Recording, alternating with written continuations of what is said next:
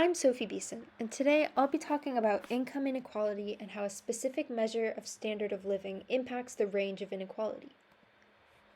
To begin to comprehend income inequality, you must first understand standard of living. Standard of living is the relative level of income, comfort, and goods and services that are available to a society.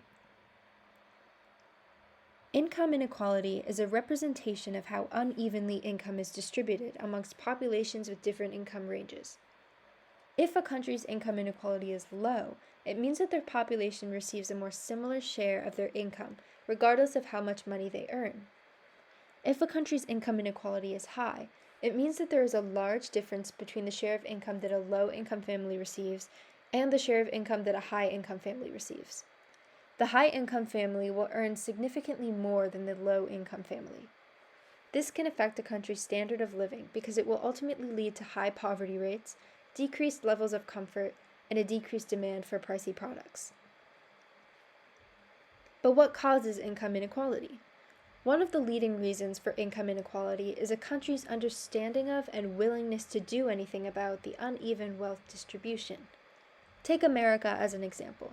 Americans have a very poor understanding of how unevenly wealth is distributed, and those that do understand it do not support significant levels of wealth redistribution. This ignorance allows income inequality to thrive and impact how a country functions. One major theorized effect of income inequality is a recession. A recession is a vast and sudden decrease in gross domestic product, and it can send an economy into financial ruins. One of the most common ways to measure and prove income inequality across large populations is by determining the Gini coefficient. When we're talking about income inequality, there's a hypothetical straight line that depicts perfect equality in a population's income. This is called the line of equality. Below this line, there's something called a Lorenz curve.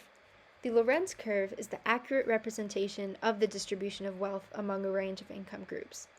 The Gini coefficient is measured by subtracting the Lorenz curve from the line of equality at a certain point, and then dividing that by the total area under the line of equality.